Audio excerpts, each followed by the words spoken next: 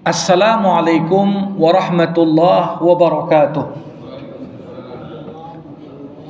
Alhamdulillahi rabbil alamin, wa bihi nasta'in ala umurid dunya waddin.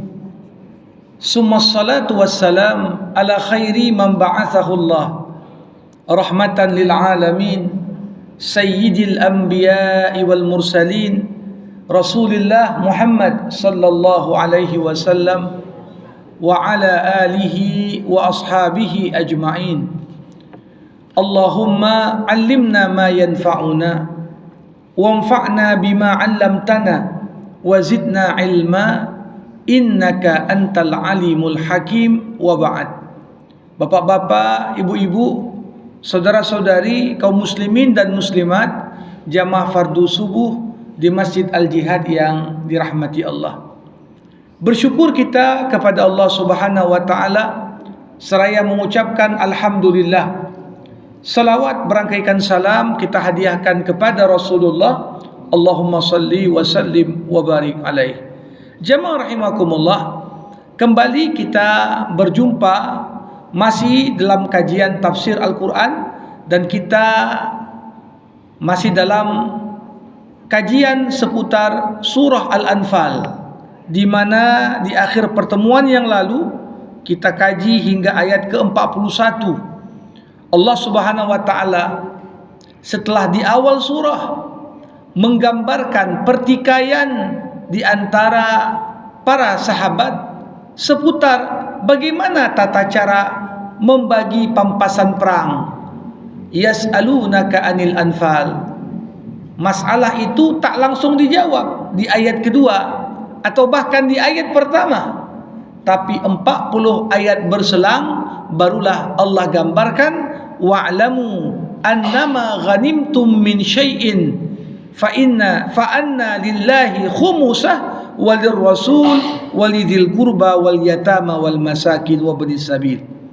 Kalau kalian benar beriman pada Allah, mau ikut aturan Allah dan Rasulnya, maka setiap pampasan perang yang diperoleh 1/5 bagian Allah dan Rasulnya untuk diberikan kepada orang-orang miskin, anak-anak yatim, ibnu sabil. Sedangkan 4/5 lainnya itulah yang dibagi-bagi kepada para mujahid, orang-orang yang terlibat dalam perang, yang tentunya mengorbankan waktu, harta, bahkan rela mengorbankan nyawanya demi menegakkan agama Allah Subhanahu wa taala. Jamaah rahimakumullah, di ayat ke-42 dan ayat-ayat berikutnya kembali Allah Subhanahu wa taala ingin ingatkan umat Islam perang Badar, di mana umat Islam yang berjumlah sedikit mampu mewujudkan kemenangan fenomenal atas musuh-musuh mereka. Itu semua tak lepas dari campur tangan Allah. Di antara campur tangan Allah yang menggiring umat Islam meraih kemenangan, Allah katakan iz antum bil udwatid dunya wa hum bil udwatil quswa warrabu asfala minkum walau tawa'adtum lakhtalaftum fil mi'ad walakin liyaqdiyallahu amran kana maf'ula liyahlika man halaka an bayyinah wa yahya man hayya an bayyinah wa innallaha lasami'un alim. Allah katakan, ketika kamu semua berada di pinggir lembah yang dekat dari Madinah, sedangkan kafilah dagang yang ingin kalian stop dan rampas harta mereka berada di pinggir lembah yang paling jauh, sedangkan kafilah itu berada lebih dekat dari kamu. Jadi kita melihat, jamaah rahimakumullah, ada 3 pihak saat terjadinya perang Badar.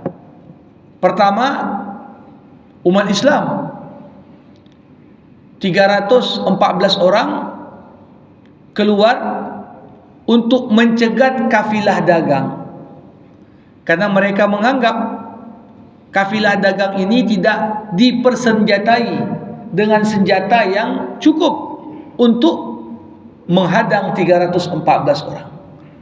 Di sisi lain, ada pasukan dari kafir Quraisy yang dipimpin oleh Abu Jahal.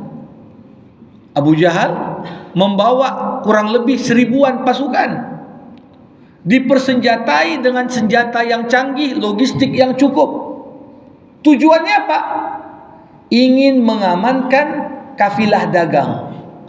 Dan ada pihak ketiga, kafilah dagang yang dipimpin oleh Abu Sufyan membawa barang-barang dagangan Quraisy, dan mereka tak dilengkapi dengan pasukan yang cukup.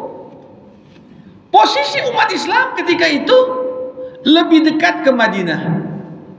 Posisi musuh jauh dari mereka. Sedangkan posisi kafilah dagang di tengah-tengah antara pasukan musuh dan pasukan umat Islam. Ini yang Allah ingatkan. Apa yang terjadi berikutnya? Dikatakan di sini, walau tawa'adtum lakhtalaftum fil mi'ad. Sekiranya kamu mengadakan persetujuan untuk menentukan hari pertempuran, niscaya kamu akan berbeda pendapat dalam menentukan hari pertempuran itu. Umat Islam yang bergerak ini tak pernah membayangkan ada 1000 pasukan musuh. Yang mereka bayangkan apa? Ada kafilah dagang, barang yang mungkin dirampas juga banyak. Mereka hanya fokus pada kafilah dagang. Sehingga pada perang Badar ini tidak ada yang namanya kesepakatan tanggal berapa terjadi perang. Ini benar-benar perang yang terjadi tanpa ada perencanaan sebelumnya. Bahkan bisa dikatakan, kalau umat Islam tahu ada pasukan yang dipimpin Abu Jahal, jumlahnya 1000 orang, mungkin kebanyakan sahabat tak pengen perang. Karena kalau dihitung-hitung secara persiapan, secara logistik, secara jumlah pasukan, nggak imbang. Umat Islam kenapa bergerak dari Madinah menuju Badar? Satu-satunya yang mereka bayangkan adalah kita cegat kafilah dagang, ambil barang mereka, balik ke Madinah. Tidak ada perencanaan untuk meletusnya perang di antara dua kelompok. Tapi Allah katakan, walakin liyaqdiyallahu amran kana maf'ula. Tapi disinilah campur tangan Allah. Allah berkehendak terjadi perang, maka Allah juga yang susun desain bagaimana terjadi perang. Kalau ditanya satu persatu, bahkan Rasulullah pun niat enggak untuk perang? Enggak. Tapi tatkala yang terjadi musuh di depan mata, dan ketika itu umat Islam memandang berapa banyak jumlah pasukan yang dibawa oleh Abu Jahal. Sebagian mulai gentar, sebagian mulai takut, sebagian mulai berkeinginan untuk balik ke Madinah. Tapi Rasulullah sallallahu alaihi wasallam mengingatkan para sahabat. Apa kata Rasulullah? Tidaklah layak bagi orang Islam kalau sudah bertemu musuh di medan perang kemudian dia gentar dan lari dari perang. Makanya prinsip Muslim itu tak cari perang. Tapi kalau perang sudah berkecamuk, tidak ada kata mundur, tidak ada kata balik, tidak ada kata lari. Tapi musuh harus dihadapi. Nah, para hadirin rahimakumullah, kalau kita lihat dalam hidup ini, sering sekali terjadi hal-hal di luar bayangan kita. Orang berdagang, mungkin di bayangannya, oh kesulitannya cuma sekian lah, tantangannya ini. Tapi ternyata dalam prosesnya dia temukan hal-hal yang tak pernah terbayangkan sebelumnya. Begitu juga seorang mau melanjutkan kuliahnya, ambil S2, ambil S3, bahkan postdoktoral. Terbayang sebelum berangkat apa kira-kira masalah dan tantangan yang dihadapi. Tapi sering sekali di momen-momen dalam kehidupan kita justru dihadapkan dengan hal di luar bayangan kita. Namun disinilah bisyarah, kabar gembira bagi orang-orang yang beriman. Kita sering menyebut apa yang disebut dengan taufik. Taufik itu apa? Bimbingan dari Allah Subhanahu wa taala kepada seorang hamba yang dikehendakinya agar dia sampai kepada tujuannya, walaupun di hadapannya itu merintang begitu banyak hambatan dalam jalannya. Jadi dalam hidup ini walaupun masalah banyak, semua masalah yang besar sekalipun, kalau Allah sudah memberikan taufik, kemudahan, tuntunan, bimbingan kepada hamba yang dikehendakinya, maka tidak ada masalah kecuali kita dapat menyelesaikannya. Nah, ini pelajaran penting yang bisa dilihat dari momen perang Badar. Kalau seorang mikirkan terlalu banyak, akhirnya nggak ada action. Makanya kadang-kadang kenapa orang yang terlalu banyak mikir akhirnya nggak ada berbuat apa-apa?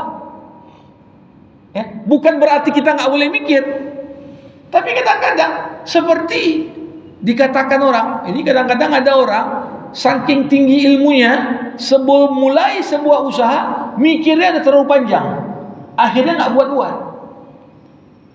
Begitu juga kalau umat Islam mikirnya terlalu panjang di perang Badar, jumlah musuh berapa, jumlah logistik kita berapa, ujungnya ciutlah mental dan pada akhirnya tak berani melangkah. Nah, karenanya disinilah betapa besar peran taufik dan kemudahan yang Allah berikan pada orang-orang beriman. Bahkan kadang-kadang begitu selesai dan kita meraih apa yang kita impikan, barulah kita katakan, tak kusangka jalanku untuk sampai ke sana begitu mudah. Padahal hambatan, rintangan, problem banyak sekali depan. Kenapa bisa begitu? Karena Allah Subhanahu wa taala memudahkan langkah kita, memberikan taufik dan bimbingannya kepada kita, sehingga kita sampai kepada apa-apa yang kita harapkan dan kita cita-citakan. Begitulah. Kalau umat Islam tahu ada musuh jumlahnya 1000, niscaya nggak akan berangkat sahabat dari Madinah. Tapi sengaja Allah tutupi itu, nggak diberitahukan pada Nabi. Baru umat Islam tahu di momen mereka tak mungkin bisa mundur.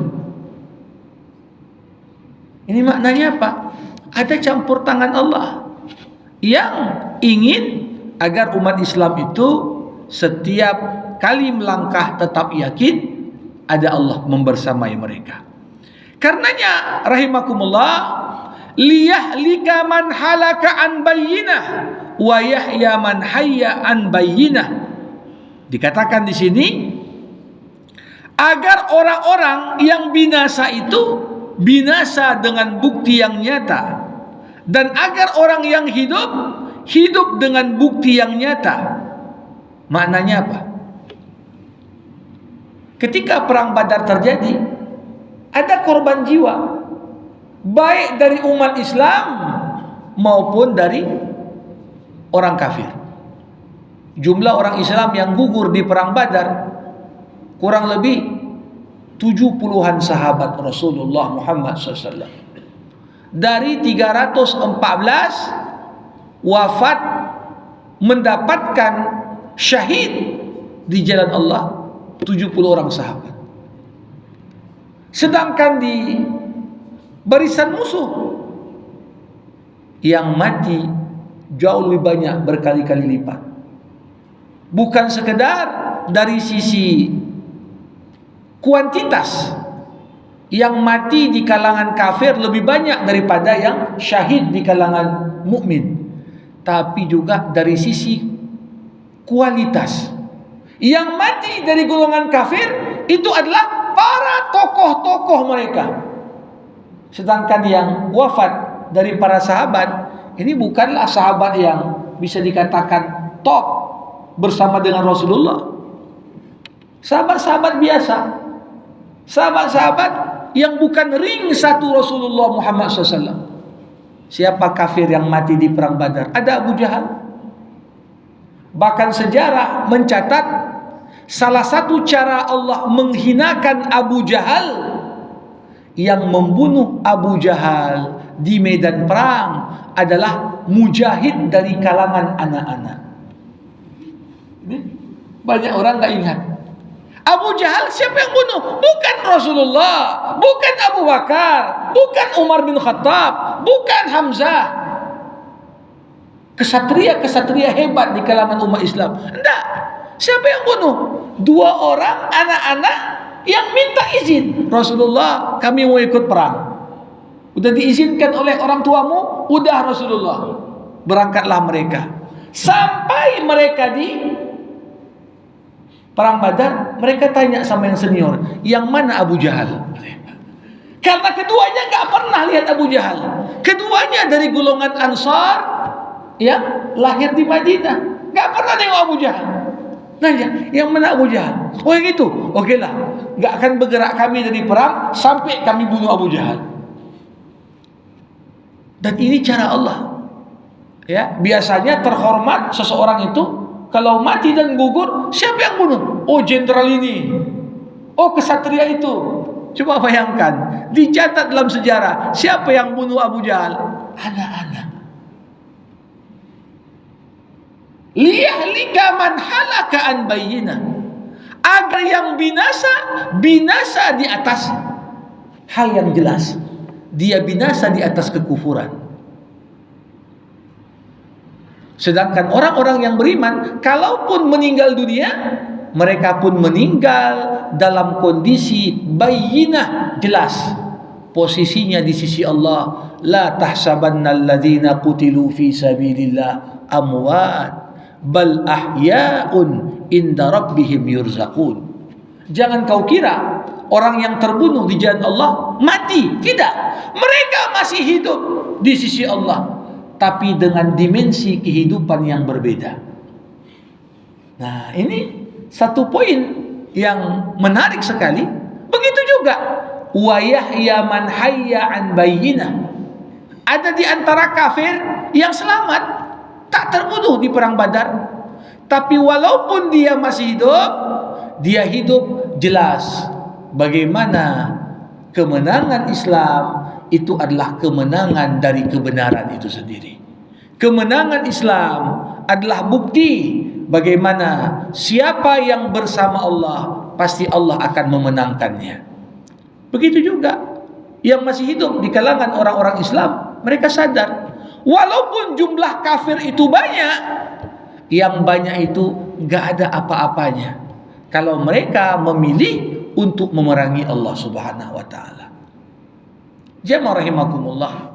Jadi kita melihat tidak sedikit dari yang kalah di perang Badar ikut lagi bersama pasukan kafir memerangi Islam di perang Uhud. Artinya apa?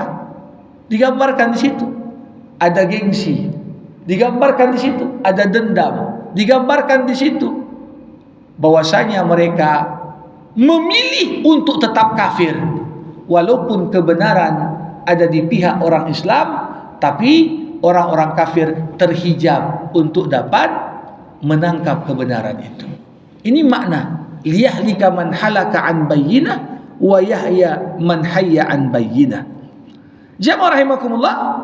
Dan di penutup ayat ini Allah katakan wa innallaha lasami'un alim, dan sesungguhnya Allah itu Maha mendengar dan Maha mengetahui. Allah mendengar apa yang kalian ucapkan, wahai orang Islam. Ada orang Islam yang berkata, kalau tahu musuhnya 1000, nggak jadi perang kita. Allah dengar. Allah Maha mendengar apa yang dikatakan kelompok kafir, yang kemudian dengan begitu sombong dan jumawa mereka ingin katakan, lawan 314 sebentar aja itu kita kalahkan mereka. Allah Maha mendengar, walaupun kadang-kadang ucapan itu tidak terucap dengan lisan, hanya beredar dalam hati. Allah Maha mendengar doa Rasulnya yang mengatakan, Allahumma in tahlik hadhil isbah lan tu'bad min ba'di. Ya Allah, kalau kelompok kecil ini gugur mati syahid semua di jalanmu, tidak tersisa yang menyembahmu di muka bumi. Jamaah rahimakumullah. Kembali di ayat berikutnya, Allah ingatkan kembali umat Islam bagaimana skenario Allah agar perang Badar terjadi dan umat Islam yang sedikit terdorong tetap dapat mengikuti perang dan tidak lari. Idh yurikahumullahu fi manamika qalila walau arakahum katsira lafashiltum walatanaza'tum fil amri walakinallaha sallam innahu alimun bidzatis sudur. Dan ingatlah ketika Allah memperlihatkan mereka pasukan kafir dalam mimpimu, wahai orang Islam, nampak kafir jumlahnya sedikit. Sekiranya Allah memperlihatkan mereka kepadamu dalam jumlah yang banyak, pasti kamu gentar dan kamu akan berbantah-bantah dalam masalah itu, tapi Allah menyelamatkan dirimu. Ini menarik. Para hadirin, bagaimana semangat dan motivasi kita dalam melakukan pekerjaan apapun sangat ditentukan oleh cara pandang dan visi kita. Makin cara pandang kita itu benar, maka langkah kita pun benar. Kalau cara pandangnya salah, maka langkah pertama pun seringkali salah. Kalau ditanya, kenapa seorang koruptor korupsi? Korupsinya seorang koruptor berangkat dari cara pandang yang salah. Kenapa? Karena yang bayangkan dapat duit banyak dengan cara yang singkat, dan dia merasa selama kau pandai sogok sana sini amannya itu. Cara pandang inilah yang mendorong dia korupsi. Tapi kalau dia berpandangan, kalaupun aku lepas dari kejaksaan, lepas dari KPK, lepas dari kepolisian, bagaimana aku lepas dari tuntutan Allah? Kalau seorang yang mau korupsi, cara pandangnya seperti itu, nggak jadi korupsi dia. Kenapa? Karena dia merasa nggak akan mungkin ada yang dapat lepas dari pengadilan yang maha adil di sisi Allah Subhanahu wa taala. Begitu dia. Kalau ditanya, kenapa ada orang berzina, ada orang narkoba, ada orang ini dan itu, semuanya berangkat dari cara pandang yang salah. Orang yang pakai narkoba dia merasa, ya apa salahnya? Aku kan nggak rugikan orang, katanya. Kalau aku pakai, aku lupakan masalahku, tenang hidupku, fly dan lain sebagainya. Tapi ketika dia memandang narkoba itu membunuh potensi akalnya, membuat dia hidup terisolir dari masyarakatnya, hilang potensi produktivitas pada dirinya, niscaya dia nggak akan sentuh narkoba itu kalau cara pandangnya betul. Makanya jamaah rahimakumullah, tatkala Yusuf alaihi salam, ini bukan dia orang yang menggoda, dia orang yang digoda. Zulaikha datang menawarkan dirinya pada Yusuf. Bukan hanya itu, Zulaikha udah siapkan strategi, kamar jendela terkunci semua.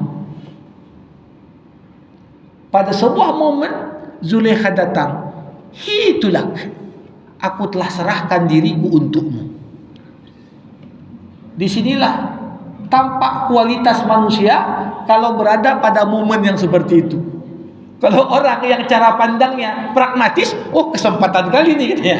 Ini kesempatan emas yang tak boleh dibuang, kan begitu. Dengan alasan apa? Ya terpaksa lah terkunci semua katanya. Kalau mau beralasan bisa saja. Tapi Yusuf kenapa tak mau tergoda? Karena cara pandangnya benar. Apa kata Yusuf? As-sijnu ahabbu ilayya mimma yad'unani ilaih. Lebih baik aku masuk penjara daripada aku pertama mengkhianati Allah, yang kedua mengkhianati majikannya. Bagaimana kita sudah dipekerjakan malah menggauli istri majikan, kan betul? Dia tak mau berkhianat pada Allah, tak mau berkhianat pada majikan, hingga dia katakan lebih bagus aku masuk penjara dibanding aku melakukan perbuatan zina. Jadi cara pandang menentukan apa yang kita buat. Inilah yang terjadi di Perang Badar. Bagaimana Allah Subhanahu wa taala ingin katakan di malam sebelum terjadinya perang, di saat umat Islam tidur. Di sini di antara keajaiban yang terjadi, seluruh pasukan muslim mimpinya sama. Mimpinya apa? Mimpi musuh itu sedikit. Dan dengan mudah umat Islam bisa kalahkan mereka. Karena digambarkan dalam mimpi musuh itu tak banyak, maka tidak ada satupun yang gentar. Dalam pandangan mereka apa? Sebentar aja musuh itu bisa kita taklukkan, walaupun jumlah kita sedikit. Barulah yang terjadi apa? Ketika pasukan muslim dan kafir sudah saling berhadap-hadapan, baru nampak jumlah pasukan kafir yang sebenarnya. Kalau dari awal tahu banyak, mungkin tidak jadi perang. Kalau dari awal sudah sampai kabar informasi pasukan musuh 1000 orang, pasukan kita cuma 300 orang, udah janganlah perang kok gitu. Dan yang paling menarik, Allah katakan di sini, wa yuqallilukum fi a'yunihim. Pertama, Allah Subhanahu wa taala buat kalian bermimpi jumlah musuh itu sedikit, sehingga kalian maju ke depan. Yang kedua, Allah buat musuh memandang kalian itu kecil. Jadi agar dapat terjadi perang harus ada gerakan dari kedua belah pihak. Umat Islam menganggap musuh enteng, musuh pun memandang umat Islam sedikit kali jumlah orang itu, bentar kali kita bisa kalahkan. Sehingga makin nafsu Abu Jahal ingin menghabisi orang Islam di sana. Jadi lihat, kalau sekiranya musuh memandang orang Islam kuat, banyak, mungkin Abu Jahal pun mundur juga, kan begitu. Tapi Abu Jahal melihat, ya mudah kali lawan 300-an orang. Sedangkan umat Islam melihat dalam mimpi jumlah musuh yang tidak jauh berbeda jumlahnya dengan jumlah para mujahidin yang ikut berperang. Kembali Allah Subhanahu wa taala katakan, liyaqdiyallah amran kana maf'ula, karena Allah berkehendak untuk melaksanakan satu urusan yang harus dilakukan. Apa? Memang Allah berkehendak ada perang. Ya, Allah yang berkehendak sehingga musuh dianggap kecil oleh umat Islam, orang Islam dianggap sedikit oleh musuh, sehingga sama-sama termotivasi untuk turun ke medan perang. Tapi yang terjadi Allah katakan, wa ilallahi turja'ul umur. Hanya kepada Allah lah segala urusan dikembalikan.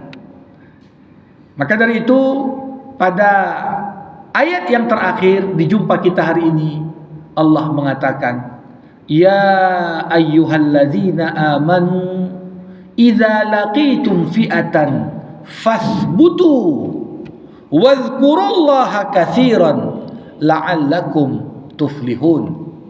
Wahai orang-orang yang beriman, apabila kamu bertemu dengan pasukan musuh, maka berteguh hatilah dan banyak-banyaklah menyebut nama Allah agar kamu beruntung. Jamaah rahimakumullah. Ayat ini seruan kepada orang-orang yang beriman. Orang-orang yang beriman yang yakin Allah membersamai mereka, yang yakin keadilan Allah pasti akan tegak, yang yakin kebenaran jauh lebih kuat daripada kebatilan walaupun sedikit. Apa kata Allah? Kalau kau berjumpa dengan pasukan musuh di medan perang, berteguh hatilah. Artinya apa?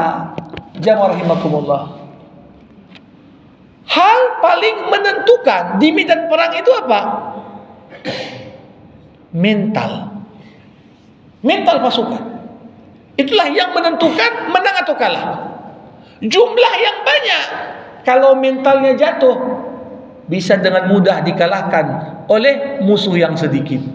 Musuh yang pasukan yang sedikit tapi mentalnya kokoh dan teguh, tentunya mampu untuk melawan pasukan yang banyak. Apa buktinya? Lihat aja di Gaza. Lihat di Gaza. Dari sisi manapun tak ada perbandingan antara Israel Defensive Force, pasukan Israel, dengan para mujahidin. Mau dari jumlahnya, mau dari logistiknya, mau dari keterampilan perangnya, semuanya lebih kuat Israel. Dari segi budget perang, anggaran perangnya, berapalah uang para mujahid, berapa juga jumlah anggaran yang dikucurkan oleh Israel, dibantu lagi oleh Amerika. Gak berimbang. Tapi apa yang membuat kelompok yang kecil, yang dianggap dalam pandangan dunia itu kelompok yang lemah, tapi 400 hari lebih dikepung, tak bisa juga ditundukkan. Ini maknanya apa? Ya ayyuhalladzina amanu idza laqitum fi'atan fasbutu. Sabat, keteguhan hati. Tiap langkah yang diayunkan di medan perang begitu kokoh. Mental para mujahid yang dibangun di atas pondasi iman, itulah modal terpenting dalam perang. Makanya dalam sejarah Islam ada satu perang pernah terjadi di zaman Umar bin Khattab. Perang yang sangat, kalau kita baca sampai tertawa kita melihatnya. Jumlah pasukan Romawi yang berkali-kali lipat dari pasukan Muslim, terpaksa oleh pimpinan pasukan, tentara itu diikat pakai rantai. Kenapa? Supaya jangan lari ketika medan perang terjadi. Jumlah pasukan Muslim sedikit, jumlah pasukan musuh berkali-kali lipat. Tapi perang itu disebut Ma'rakat Zat As-Salasil. Karena antara satu pasukan musuh dengan yang lain diikat dengan rantai supaya jangan lari. Maknanya apa? Sebelum perang sudah kalah karena mentalnya sudah jatuh. Sekarang kalau kita lihat di masa kemunduran umat Islam, justru kita belum mulai udah nyerah duluan. Belum lagi berjuang udah nyerah duluan karena mentalnya hilang. Kenapa? Mental punya keterkaitan erat dengan iman. Kalau iman kuat, mental kokoh. Kalau iman lemah, mental pun down, jatuh. Fasbutu. Jadi dikatakan oleh Allah Subhanahu wa taala, teguhlah hatimu. Dan kemudian bagaimana supaya hati kita bisa teguh? Fadzkurullah wadzkurullaha katsira. Banyak-banyaklah kau menyebut nama Allah. Banyak-banyaklah kau menyebut nama Allah. Jadi berzikir dan mengingat Allah itu cara terbaik supaya hatimu teguh. Karena orang yang senantiasa berzikir, dalam bayangannya tidak ada yang lebih besar dibandingkan Allah. Dikisahkan Bapak Ibu, Sa'id bin Jubair, salah seorang ulama besar, berhadapan dengan Al-Hajjaj, seorang panglima pasukan yang sangat bengis dari dinasti Umayyah. Ketika itu Sa'id bin Jubair berani berkata lantang di hadapan jenderal yang zalim. Dan ketika itu Hajjaj tak bisa membantah apapun yang dikatakan oleh Sa'id. Begitu Sa'id keluar dari istana Hajjaj, orang-orang nanya, kok berani kali kau ngomong seperti itu di depan seorang jenderal yang begitu bengis dan zalim. Ketika itu Sa'id bin Jubair mengatakan, tatkala aku mau berhadapan dengannya, ku hadirkan di hadapanku keagungan Allah, kebesaran Allah, sehingga ketika kulihat si Hajjaj, ku pandang dia hanya kecil. Jadi supaya orang itu berani gimana? Jangan nengok orang itu. Wih, kalau nengok orang itu, gawat kali ini Raja Jawa katanya. Gawat kali ini punya pasukan banyak. Ciut kita sebelum ngomong. Tapi bagaimana seorang itu kuat? Dikatakan, hadirkan dalam hati dan pikiranmu keagungannya Allah. Kalau sudah kau bayangkan Allah itu maha besar, maka ketika kau bandingkan Allah dengan selainnya, tampak kecil semuanya. Tampak kecil semuanya. Disinilah rahasia kenapa Allah sandingkan, berteguhlah hatimu di medan perang dan banyaklah menyebut nama Allah dan banyaklah mengingat Allah. Hadirkan kebesaran Allah pada dirimu supaya yang lain tampak kecil dalam pandanganmu. Ya, kadang-kadang kita kan melihat ya uangnya lebih banyak, ya koneksinya lebih kuat, buzzernya pun kuat juga, misalnya. Orang ciut duluan, takut untuk bersuara, takut untuk menyampaikan yang sebenarnya. Tapi di sini dikatakan, selama kau banyak mengingat Allah, yang nampak sebelumnya besar, ketika kau sandingkan dirinya di samping Allah, akan tampak betapa kecil dan hinanya dirinya. Disinilah hati yang kokoh, banyak berzikir dan mengingat Allah. Itulah jalan la'allakum tuflihun, agar kamu beruntung. Jadi kalau mau sukses apapun perlu mental, dan mental ini punya keterkaitan erat dengan zikir. Makanya Bapak Ibu, semakin berat tantangan dakwah yang dihadapi, bekal terpenting oleh orang yang mau menapaki jalan dakwah itu apa? Harus perkuat zikirnya. Gak cukup zikir siap sholat, zikir di malam hari, zikir pagi dan petang. Itu apa? Menguatkan mental. Menguatkan mental. Nah, jadi ini 3 ayat.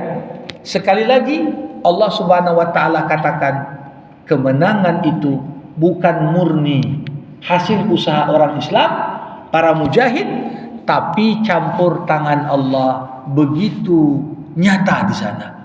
Allah bantu orang-orang yang beriman dengan beragam bantuan sebagaimana yang telah dijelaskan sebelumnya. Sebelum kita tutup dengan doa, saya persilakan yang mau bertanya, berkomentar sebelum kita tutup.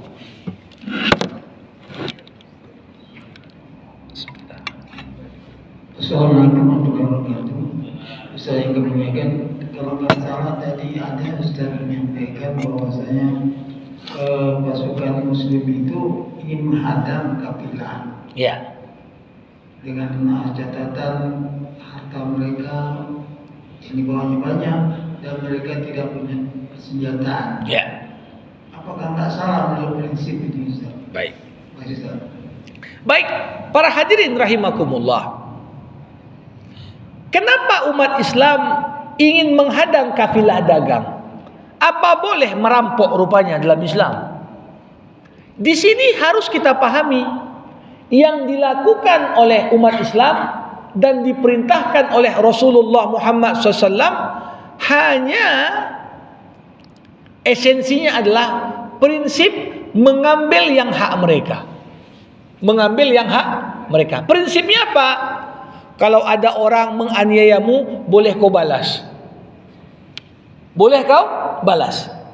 Ketika umat Islam hijrah meninggalkan Mekah ke Madinah, umat Islam pemilik harta di Mekah pun tak diizinkan bawa harta masing-masing. Seakan-akan harta umat Islam dibekukan di Mekah, gak boleh diambil. Makanya salah satu problematika di awal hijrah Nabi itu apa? Ratusan orang datang ke Madinah dan semuanya gak punya uang, karena berhijrah hanya bawa baju yang menempel dan dirinya. Uangnya tinggal, gak dikasih bawa. Maka itulah Rasulullah membuat di Masjid Nabawi namanya sufah, beranda. Disitulah orang-orang yang tak ada uangnya tidur sementara waktu. Nah, jadi momentum ketika Nabi mendapatkan kabar Abu Sufyan bawa kafilah dagang dari negeri Syam mau balik ke Mekah. Oh, ketika itu Rasulullah mengatakan, kalau gitu kita cegat. Untuk apa? Untuk kita ambil apa yang jadi hak kita.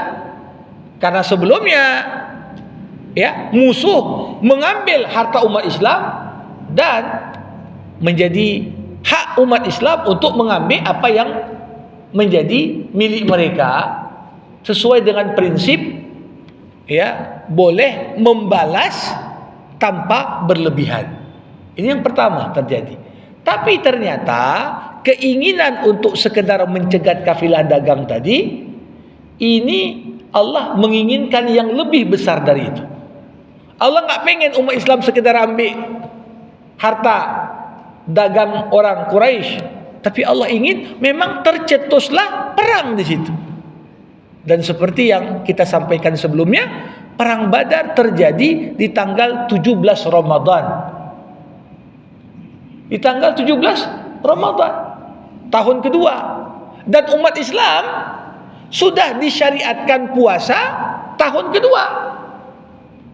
Jadi perang juga dalam kondisi sebagian dari umat Islam berpuasa, walaupun diizinkan bagi yang berperang boleh tak puasa, diganti di hari yang lain.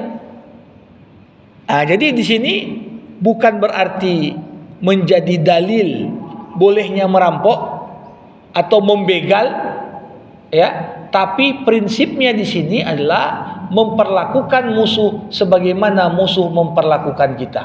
Mereka rampok harta kita, boleh kita balas dalam batasan tidak melewati batas. Itu dia. Baik. Jadi Ustaz, bahwa kita sebagai seorang muslim ini tidak berpikir bahwa kita harus netral, yang bagaimana salahnya itu supaya kita banyak dibantu oleh Allah, gitu sih. Ya, para hadirin, istilah netral ini tidak ada sebenarnya netral. Muslim dihadapkan pada dua pilihan, condong pada kebenaran atau condong kepada kebatilan. Dalam interaksi kita sama Allah, nggak ada cerita pandai bodoh, tidak. Yang menjadi acuan istiqomah atau enggak istiqomah. Ada sebagian orang mikir, kalau si fulan pandai bisa enggak ketahuan. Enggak. Sepandai-pandainya dia menutupi, Allah lebih pandai untuk membongkar apa yang ditutupinya. Kalau kau ingin selamat, istiqomahlah. Istiqomah itulah yang kemudian menjadi sebab beragam kenikmatan Allah limpahkan pada kita tanpa berhenti. Jadi netral di sini maknanya apa? Bukan artinya kita nggak bersikap. Kalau nggak bersikap, nggak condong ke A, nggak condong ke B, tidak. Tapi Kapan pertolongan Allah turun? Pertolongan Allah turun ketika umat Islam senantiasa condong kepada yang benar. Pasti Allah akan turunkan pertolongannya. Demikian.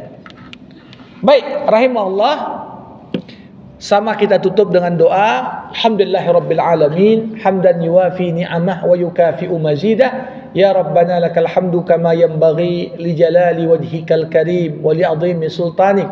Allahumma salli ala sayyidina Muhammad wa ashghil adh-dhalimin bidh-dhalimin wa akhrijna min bainihim salimin. Allahumma 'allimna ma yanfa'una wanfa'na bima 'allamtana wa zidna 'ilma innaka antal alimul hakim. Allahumma arinal haqqa haqqan warzuqna ittiba'ah wa arinal batila batila warzuqna ijtinabah. Allahumma ati nufusana taqwaha wa zakkiha anta khairu man zakkaha anta waliyuha wa maulaha.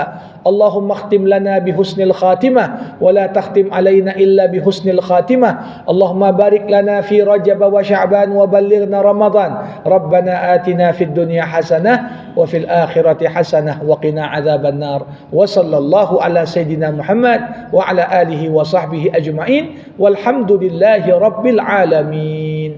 Terima kasih. Assalamualaikum warahmatullahi wabarakatuh.